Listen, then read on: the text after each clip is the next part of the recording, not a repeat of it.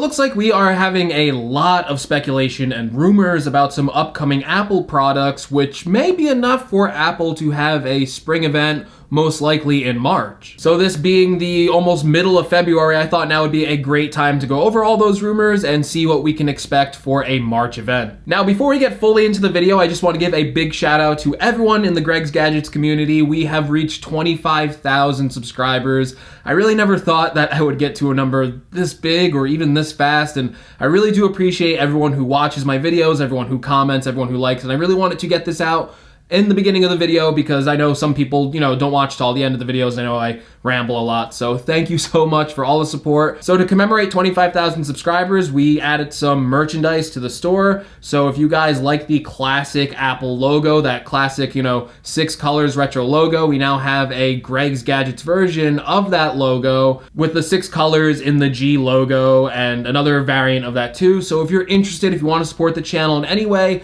make sure you check out those products. And I'll also have a promo code in the link in the description for you guys to save 25% in honor of 25,000 subscribers. But again, thank you so much, and let's get into the video. So it looks like one of the most concrete things we're going to be seeing in a spring time frame are the appearance of AirPods 2. For a while, we've seen reports that AirPods 2 might only include a wireless charging case, and also the addition of Hey Siri support, but now we're getting some other rumors out there that AirPods might be getting a slight redesign with AirPods 2. And this has something to do with the gripability of AirPods. So apparently these new versions of AirPods are going to have some modifications to the way that the case on the AirPods feel and to the AirPods themselves, where they'll have a grippier kind of texture to them. These rumors point to a grippier texture along most of the AirPods, and especially in the ears, maybe to help them stay inside of people's ears. Although AirPods do fit pretty well in most people's ears, I've heard a few complaints of people who just can't use AirPods, even if they like the product.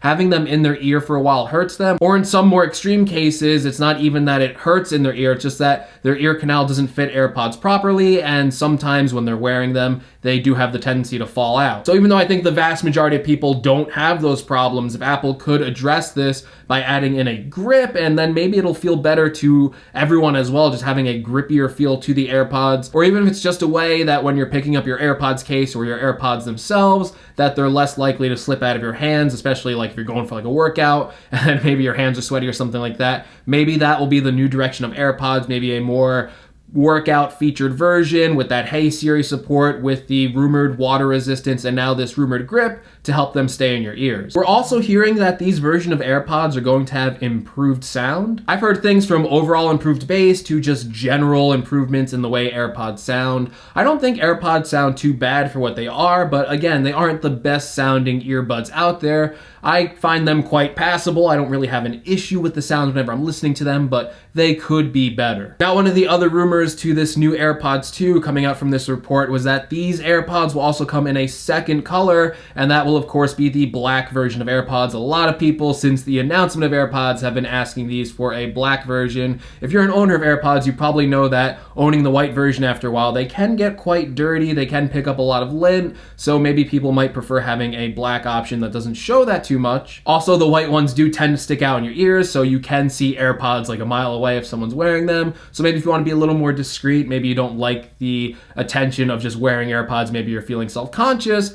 having a black version would be a nice option for those people. And honestly, just having more color options is never a bad thing. It's like the iPhone XR, where you got all those nice colors. You could pick one that kind of matches your personality, pick a color that you personally like instead of being forced to pick one color. And if they're bringing along black AirPods, maybe that means in the future we'll get other different colored versions. But I think black is a good place to start as a secondary color choice, so you can either pick black or white. And the black versions of AirPods, the versions I've seen that are mocked up, they do look pretty cool, and if they were to release a second version, I probably would pick them up in black. Now, of course, like I mentioned, that AirPods would probably be getting a wireless charging case. Apple kind of pre-announced this already and said that they were working on a wireless charging case to make it work with the AirPower charging mat, and that's where the second round of rumors come in with the rumored AirPower mat making a resurrection of sorts. So some people out there think that AirPower is canceled. I'm not one of them, because I think if AirPower was indefinitely canceled,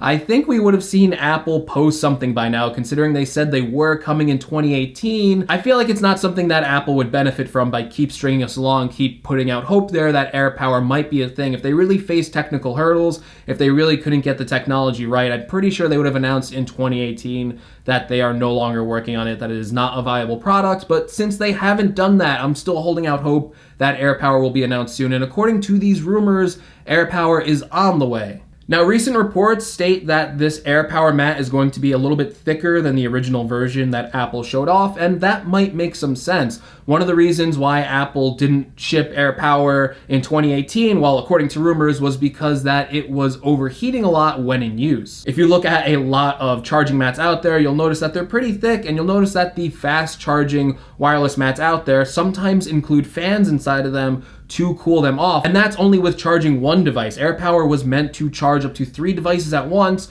so that could lead to it being quite hot. So maybe Apple had to make the AirPower mat thicker to compensate for the amount of heat distribution going on inside of the mat itself. Now, aside from rumors that AirPower is being worked on, that we're going to see it in the spring event, we're also seeing a constant rumor that the price of the AirPower charging mat is going to be $149. I know that might sound expensive to a lot of people, but I've seen wireless charging mats for just one product sell about like $60.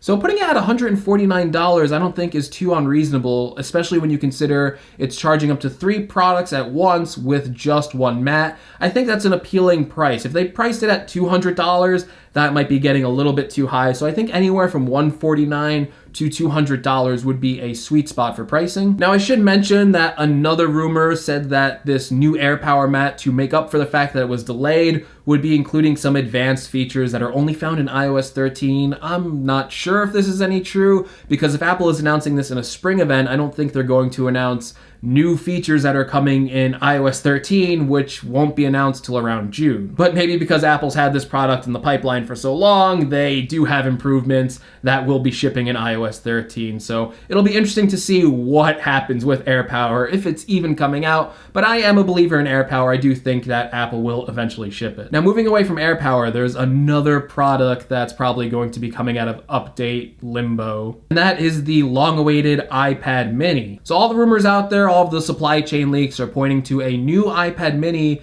coming out sometime in early spring. Now, don't get too excited about any major redesign like an iPad Pro style mini. What we're seeing from these reports, what we're seeing from these case leaks, what we're seeing from these rumors is that the iPad mini will keep the same exact design as the iPad mini 4, and this will be an update focused mainly on updating the processor inside of it and making it a lower cost iPad. So you're going to have that same 7.9-inch design, you're going to have the same exact features, you're going to have Touch ID, not Face ID, and you're going to probably get an A10 chip inside of it. All the rumors are pointing to an A10 chip, which is the same processor that's found in the current iPad. And if you've watched my reviews on that 2018 iPad, you know that that A10 chip is really capable. And if Apple's just focusing on making this a low-cost iPad mini, if they're using that A10 chip inside of it, if they're keeping basically the same exact design, a lot of the rumors are pointing to $300, and that might be true, but maybe I think we could even see it go a little bit lower than $300,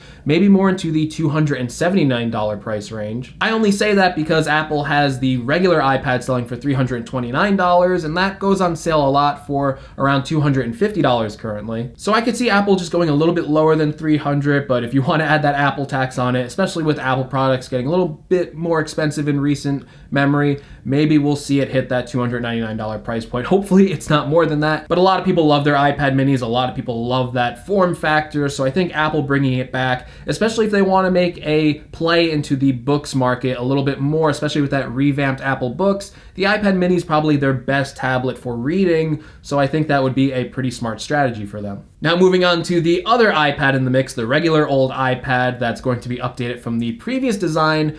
This is rumored to be a pretty incremental update. It's going to move the screen from 9.7 inches to 10 inches, so you're getting a little bit of a bigger screen in the regular iPad. There's also rumors that the iPad will be getting a smart connector as well. So last year it got Apple Pencil support. This year it might get the smart connector support, so that way you could attach an Apple keyboard to it. So you have the Apple keyboard, you have the Apple Pencil. This thing's kind of becoming like a mini iPad Pro. It's kind of borrowing a lot of features from the iPad Pros, but I think what will separate the iPad Pro and this regular priced iPad are basically just the design, and of course the iPad Pro having that A12X processor inside of it, and this iPad will probably get an A11 processor inside of it. It'll kind of keep the lines a little bit distinct. That honestly sounds like what we can expect out of it. Don't expect any radical redesign, don't expect any radical features. This is the budget iPad. The only question remains is what will Apple price this at? Because the current iPad, which I think is one of the best valued products in Apple's lineup,